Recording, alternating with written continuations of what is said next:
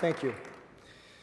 I'd like to express our special thanks to today's head table sponsor, BMO Capital Markets, represented here by Sarah Joyce and Peter Grills. Thank you so much for joining us, and thank you so much for your support. Sarah and Peter, thank you.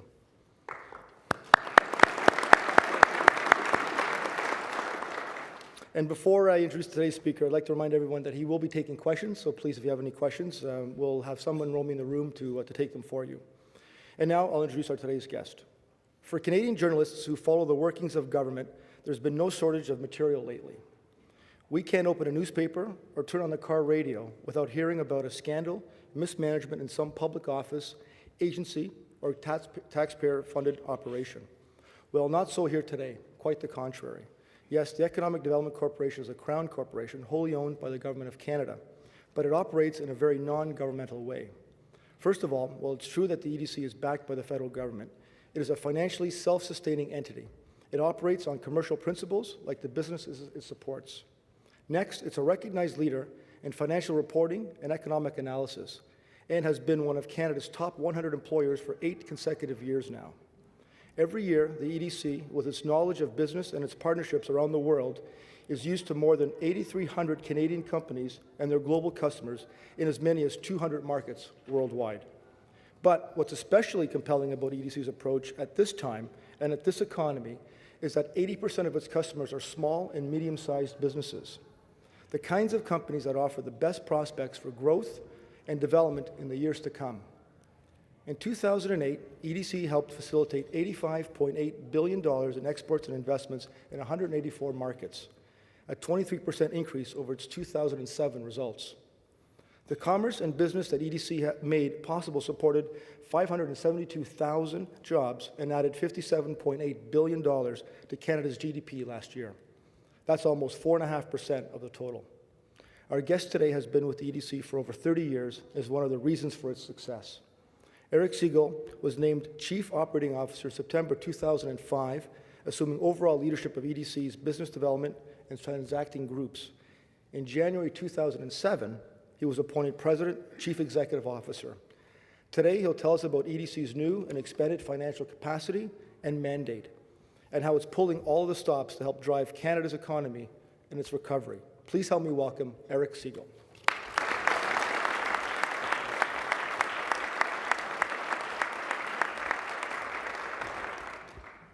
Good afternoon. Well, thank you very much, John, for that very generous introduction and a great synopsis of EDC. I also want to thank our friends at BMO, to Peter, to Sarah, to Ed. Thank you very much for helping us to sponsor this lunch. So it's a great partnership to be part of the forum and to be here with you today. It's often the case in speeches like this that you find some topical humor to start. And I'm not particularly good at this, and some would argue that coming from Ottawa, that's redundant anyway. But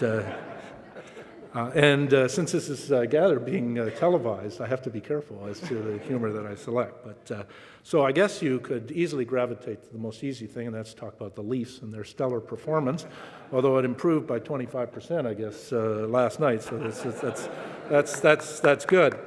There are some really good jokes, as you know, that are circulating around about the Leafs.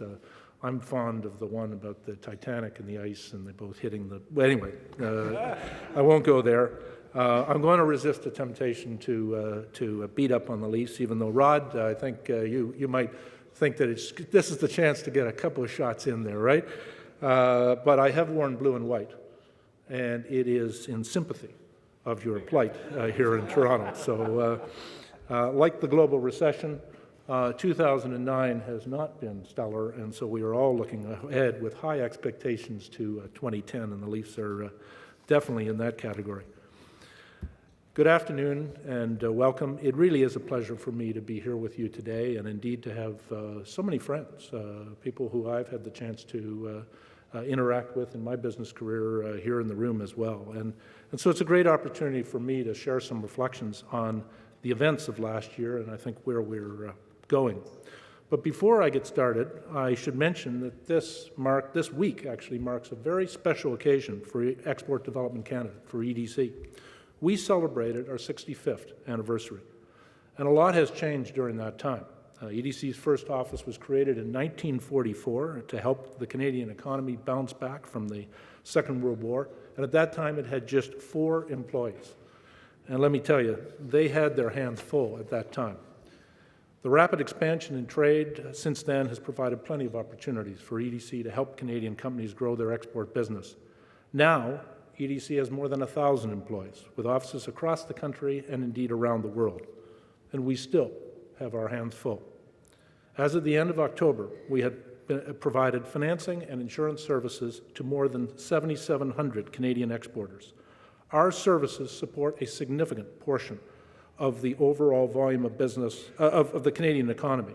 And this year, we expect that the overall volume of business that we will have supported to be around $80 billion, about 5% lower, as John pointed out, than last year. But then, when you take into account that Canadian exports fell by 24% this year, you can see that we've been working pretty hard. When we think back to a year ago, to the Wall Street crash, there was a lot of pessimism concerning how we would fare. Popular wisdom indicates that when the American economy catches a cold, the Canadian economy gets pneumonia. Well, this time, the American economy caught something a lot more serious, the economic equivalent of pandemic influenza. Comparatively, Canada has had a case of the sniffles. And while the viruses responsible for pandemics have never respected man-made borders, economic crises used to be relatively contained. The worst of the recession would be felt in the country where the bubble originated, like Japan in the late 1990s, and mild to severe symptoms would be felt among the country's closest trading partners, which were generally close neighbors. But in the last year, the world faced its first truly global financial crisis. We have all witnessed the world's first truly global response as well. Globalization has tied our economies together. Shocks travel farther and faster, but it has also provided us a means to respond through better coordinated monetary and fiscal policy. And the degree of government response is unprecedented. We've seen bailouts, nationalizations, and enormous government stimulus packages, adding up to literally tens of trillions of dollars. While these drastic measures have mitigated the impacts, it will take time to reach a new normal. The dust is still settling. But one thing we can be sure of, is that we can't go back to the way we were. The fact is, one of the fundamentals of world trade, the easy flow of capital, can no longer be taken for granted. I can tell you, the global financial sector will be more risk-averse in the foreseeable future. The degree will, of course, vary from country to country. Canadian banks are in the enviable position of being well capitalized, but around the world, financial institutions will need to rebuild their balance sheets and the confidence of their investors. They will have to reevaluate the way they determine acceptable risks. What this means is, even though the economy is beginning to show signs of recovery, there are still significant gaps in the global credit markets. Some of these gaps are strictly a capacity problem. Banks are recapitalizing and lack the capacity to take on new financing. Some are sector-specific, as financial institutions are reassessing their appetite for risk. They are backing away from certain sectors that are capital-intensive or that have been facing troubled times. Aerospace, manufacturing, and forestry are prime examples. These gaps will necessitate continual involvement from governments. What we are waiting to see is how that will take shape. Governments around the world are facing a dilemma. They can't keep spending at the current rate, but they need to wean the economy off stimulus funding in a way that doesn't precipitate a prolonged recession. Through our unique financial system, Canada has largely avoided the dilemma, and that's what I really want to talk to you about today. A year ago, it seemed like the global economy was on the verge of collapse, but Canada is now on the road to recovery after a recession that some would say was surprisingly mild. Now, this is not to gloss over the reality of recession. We can't lose sight of the jobs lost, the businesses that have had to close their doors, the families who've lost their homes. But all in all, Canada was comparatively unscathed. For example, the Canadian government hasn't nationalized any banks. It hasn't even provided a bailout in the sense that the U.S. government has had to. So what's the difference? What did we do so well? The first major difference is the regulation of Canada's banking system. There's no question. Our private sector financial institutions, once regarded as too conservative or overcautious, are among the strongest and the most respected in the world. But there's another key difference. Canada has well-structured public sector lenders and insurers. These organizations include, first, my own organization, Export Development Canada, which plays a key role in expanding international trade by providing financing and risk management services to assist Canadian companies in their international business. To help our customers weather the economic storm, EDC was given an expanded mandate, allowing us to provide these solutions domestically, as well as additional capital to bolster our core business of encouraging trade and investment. Second comes the Business Development Bank of Canada, which is working in partnership with EDC and private financial institutions to increase Canadian businesses' access to credit through the Business Credit Availability Program, or BCAP for short as it's known. BDC has also created a new credit facility to purchase up to $12 billion in asset-backed securities, reflecting the sharp decline in this market. Third, the Canada Mortgage and Housing Corporation, which helped prevent the mortgage crisis in Canada and has been instrumental in helping the government to free up credit capacity in the private sector by buying some $65 billion in mortgages from Canadian banks. And finally, the Farm Credit Corporation, which is continuing to provide financing, venture capital, and insurance to agribusinesses across Canada. It is this network of public sector financial institutions that meant that Canada had a critical backstop to its financial system. The key here was that we did not work in isolation. We worked together. The bottom line is this. Canada has a unique model of public and private sector cooperation, which lessened the credit crunch and subsequent recession and is now playing a major role in positioning Canadian companies for recovery. It is as a result of this model that we fared better than those countries that did not have this infrastructure in place. It is that simple. I, for one, am immensely proud at this moment in history to be the president of a Canadian public financial institution, because I believe that Canada has shown the world a clear path to a more stable and secure financial sector through our crowns. And I realize it's a bit un-Canadian of me to make such a boastful statement in a public forum, but I think there's a lesson to be learned here. And whether you look at it from Bay Street or Main Street, it's one of which we all should be proud. It's not that Canada's hybrid financial model hasn't seen its share of criticism. When economic times were sunnier, some raised concerns that Canada's public sector institutions could crowd out private sector capacity.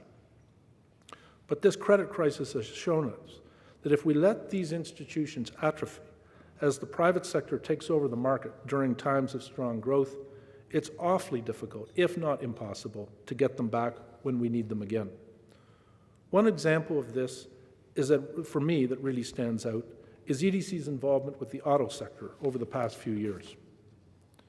Now, as anyone in this room knows, and Southern Ontario knows only too well, the big three, Ford, GM, and Chrysler, have seen their share of hard times lately.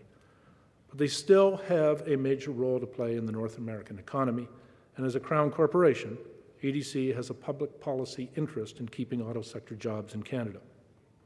The big three were struggling even before the credit crisis hit, and private sector financiers and insurers had already begun to withdraw their support from these companies and their suppliers.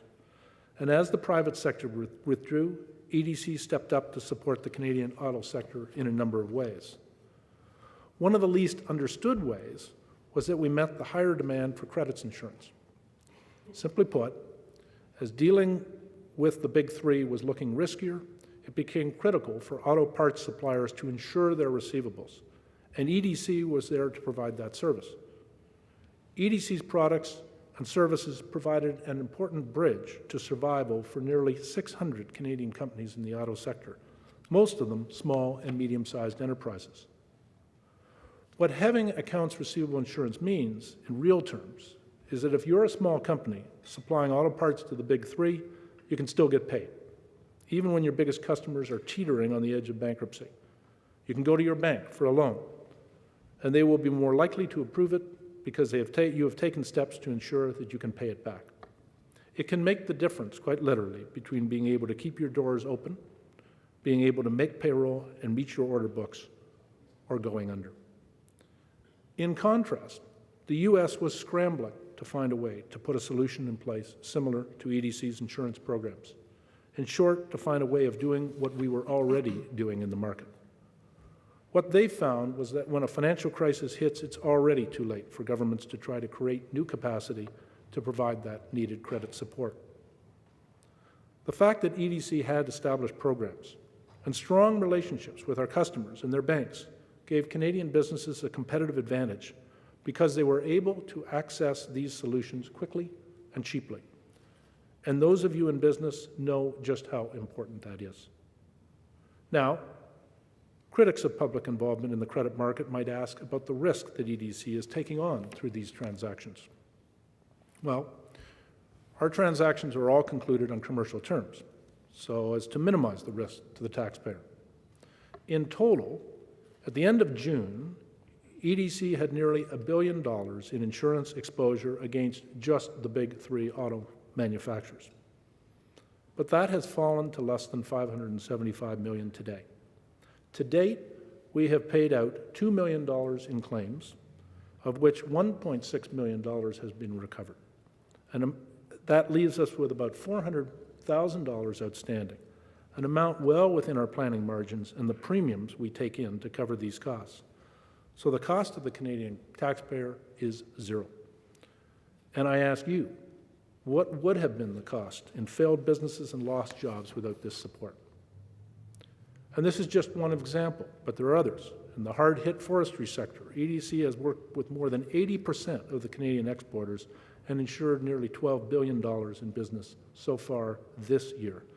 And in the aerospace sector, we've provided more than $1 billion in credits insurance across the sector. And credit insurance is just one component of EDC's support. We've made the most of a crisis. We've strengthened our relationships with our partners in the financial sector, who now look to us as a source of additional capacity. And we've raised our profile among the Canadian businesses that can use our services. And so far this year, more than 1,500 new customers came to EDC from every sector of the Canadian economy. As I mentioned earlier, Canada has a whole network of Crown corporations that are filling gaps in the private sector, working to supplement it without supplanting it. So why does this work so well? Why did it make such a difference when compared to the after-effect approach of many other countries? Well, first, just like EDC, these agencies were already in place. In the case of CMHC, their activities helped prevent the irresponsible subprime mortgage market that wreaked havoc on the American credit markets. And in the case of the other Crown financial agencies, EDC, BDC, FCC, we had already built up a full suite of services, as well as relationships with a wide cross-section of Canadian businesses and their banks. Second, because these agencies were already in place, they had developed the internal competencies to be able to take on a broadened mandate efficiently and effectively. Third, these agencies operate on commercial terms, allowing us to share risks with the private sector. There is no subsidy in what we do, so we don't drive the private market out. And finally, we were able to set limits on our role and to see how our exit would occur. In EDC's case, our broadened mandate was set out for a period of 2 years, after which the domestic credit market will resume much of its previous capacity, but with strengthened partnerships in place. I like to call this intelligent stimulus. It takes advantage of existing capacity. It's designed to work with the market, and it has a built-in exit strategy. It's not a crutch for a limping market. It's physiotherapy.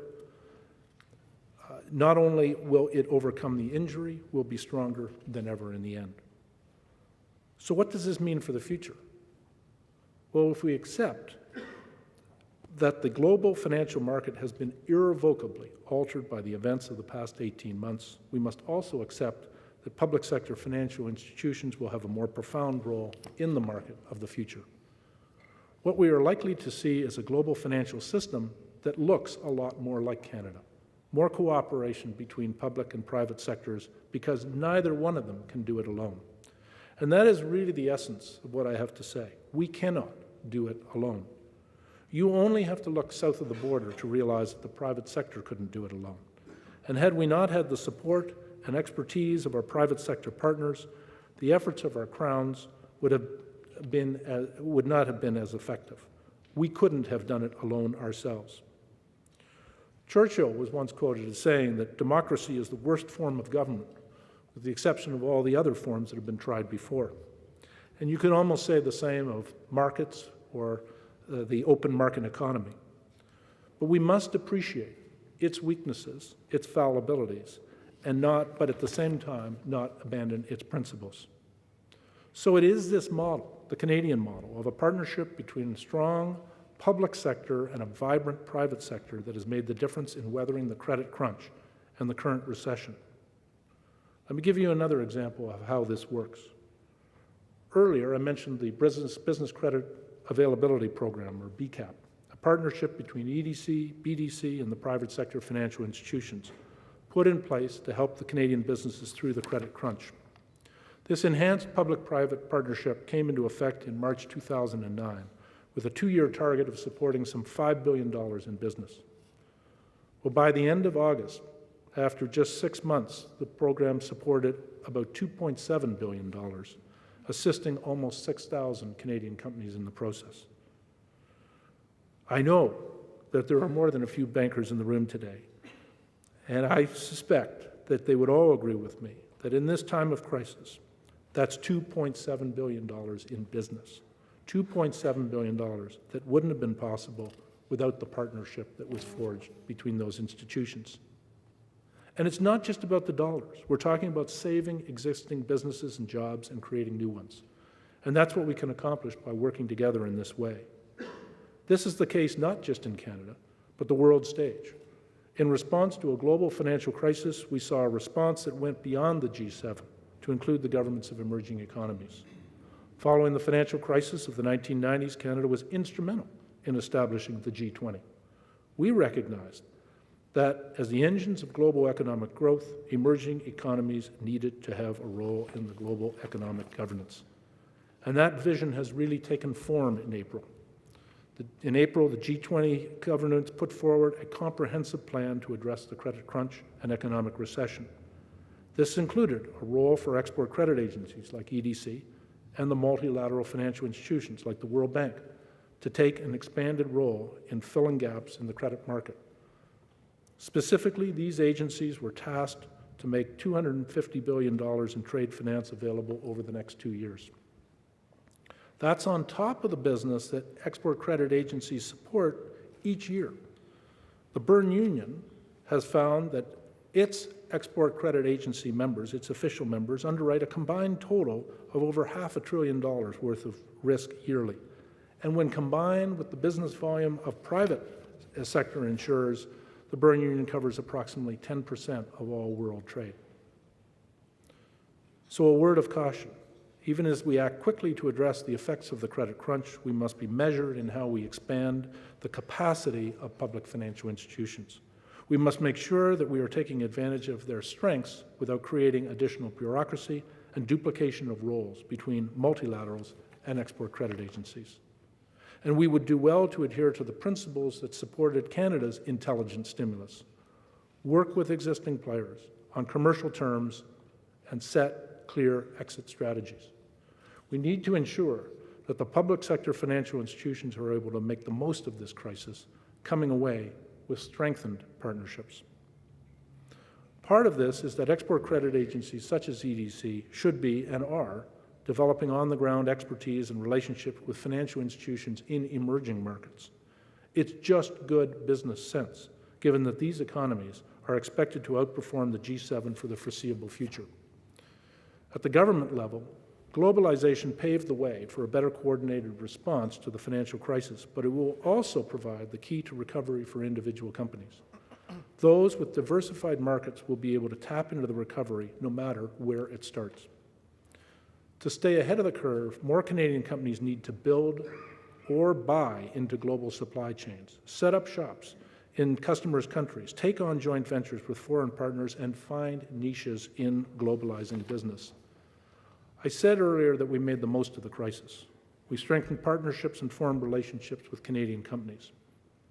These companies have discovered new services that will become part of their financial strategies from now on. And this is a positive development for Canadian trade, as these services can help our companies to be a little bolder in taking their products and their expertise to the world. And that's good news, because we need to be bold. We've been through a lot in the last year or so, and we've made a strong showing. Now is not the time to settle back into old habits, to pack up and go home. The fact is, the strides we've made over the last year have positioned us to be able to make up for lost ground, because even before the recession hit, Canada's trade penetration was lagging. We need to do better. Trade is the lifeblood of the Canadian economy. 1 of every 3 jobs in this country depends on it. Last year, Canada exported more than $500 billion worth of goods and services, and that's more than $1 billion a day for Canada's economy, as Canadian companies met the needs of the world. So I can tell you that EDC is doing its part. We are encouraging Canadian investment abroad, helping investment vehicles like pension funds look for opportunities in new markets. We are expanding foreign representation so that we can strengthen our relationships with foreign buyers and their banks. We recently opened, for instance, a new office in Lima, Peru, and we're looking forward to further expansions over the next several months. And we're developing new strategies to leverage our relationships with key foreign buyers, allowing us to play a matchmaking role by introducing those buyers to Canadian suppliers. We believe that our approach will help Canadian businesses to catch the wave of recovery in the places where it will begin, places like Brazil, India, and China. And we believe that this approach will help Canadian businesses to thrive beyond the recovery and into the future. I mentioned when I first stepped up here that this week marks the 65th anniversary of EDC. I first joined the organization, as you learned, some 30 years ago, so I can speak with some authority about what has made EDC a success. It's the same formula that has worked for thousands of Canadian businesses in every sector of our economy. Set clear goals, work hard, and take care of your customers, and do it together. Our goals might be a little more complex than in the past. Our customers a little further afield. But if we work together and work hard, I believe that we are in a position to not just ride the coattails of recovery, but to lead it. Thank you very, very much.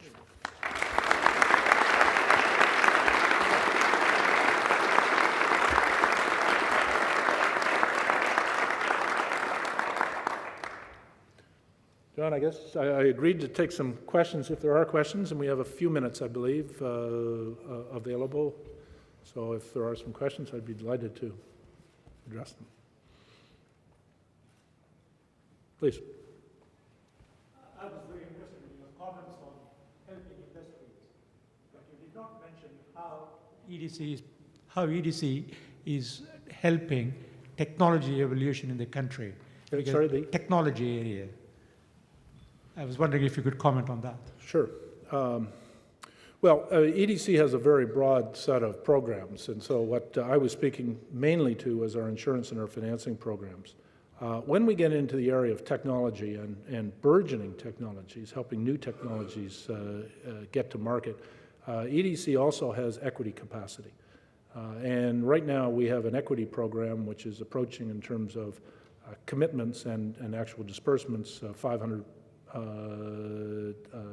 million. It is structured as investments here in Canada, and it's structured as participations in funds in some of these foreign emerging markets, using the fund involvement in those foreign markets to open up opportunities for Canadian companies. And our participation here in Canada is funded as either direct investments by EDC or our participation in a number of funds spanning certain industry sectors, who then are the investors in these ventures. We have tended to be at the later stage of the development of that technology. We work in harmony with BDC, who has a very significant equity investment program, and obviously we're working with the private market. And then what we're trying to do is also not just provide financial assistance in the form of equity, which may be in the pre-revenue or the not sufficient revenue state to use our financing or our insurance programs, but the next piece that we bring is our advice. And some of what I talked about is our representation abroad and our knowledge of foreign players in the market. We want to use those relationships to bring them back to Canada to acquaint them with Canadian technology, because it's making those connections, getting some of those players in the door to be able to demonstrate their technology, get it into supply chains, get it into major purchasers' hands. So that's sort of the approach that we're taking with respect to the growth of new technologies, which is critical to this country. Thank you. Yes, sir. Tell us a little bit more about the broader mandate EDC has been given as part of the stimulus program. Okay, thanks very much for that. The mandate really was that the government recognized that during this period there were likely to be credit gaps in the domestic market. So they wanted EDC to be able to play a role in that, a complementary role, I might add. EDC was not there to come in and displace that which was being done by others, nor to take over the position of others who might want to exit, but rather to fill gaps. We define those gaps in three areas.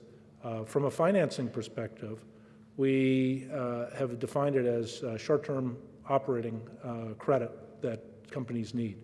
And so there what we've been doing is coming into joint lending arrangements with banks. It could be a syndication, it could be a club deal, it could be just working with one other bank to fill gaps with companies that are that we believe have the financial strength. Obviously, they're creditworthy, they have the financial strength, but they're challenged to make it through this period.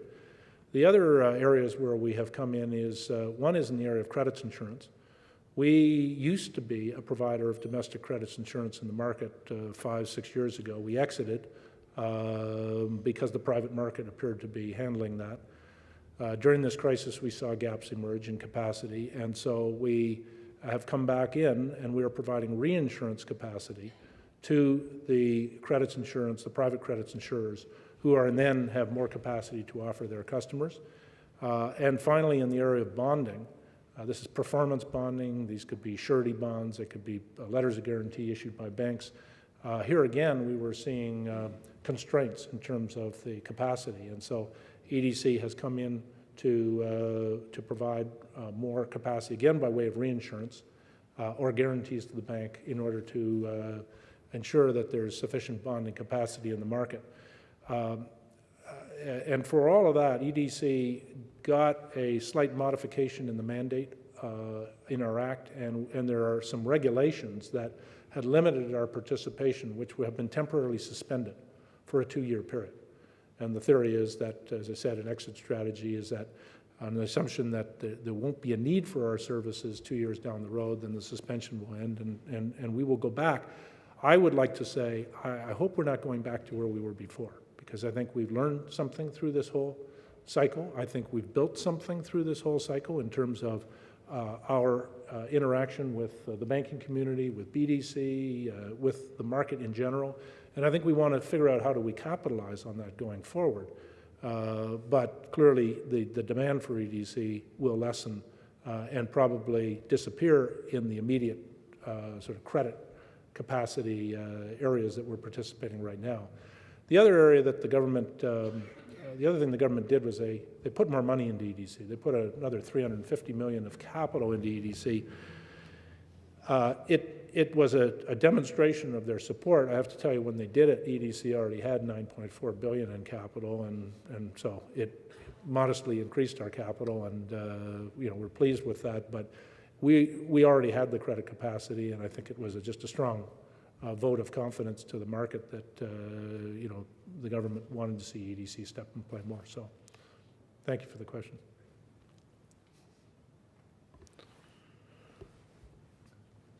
We have room for one question if you have one, or else we...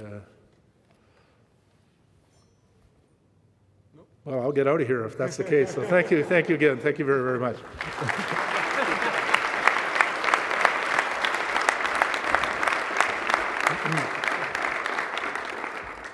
I'd like to call now Gordon Raymond, Director of the Canadian Club, to the podium, please.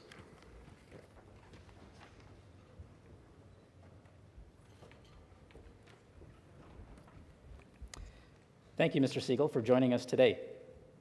These days, businesses everywhere are looking for that glimmer of light at the end of the tunnel. Nowhere more than in the retail sector, especially this time of year. It is reassuring to see that through the EDC, the government is continuing to stay the course and giving help to develop Canadian businesses, both at home and abroad. As a country, Canada already has won the respect of the world for the way our financial and banking systems have withstood this downturn. With the kind of strategy you describe, Canadian businesses can come out of this even stronger than before. We'll be in even better shape to deal with whatever the world's economy throws at us, and maybe even get out ahead of the ball. Thank you again for your insights today.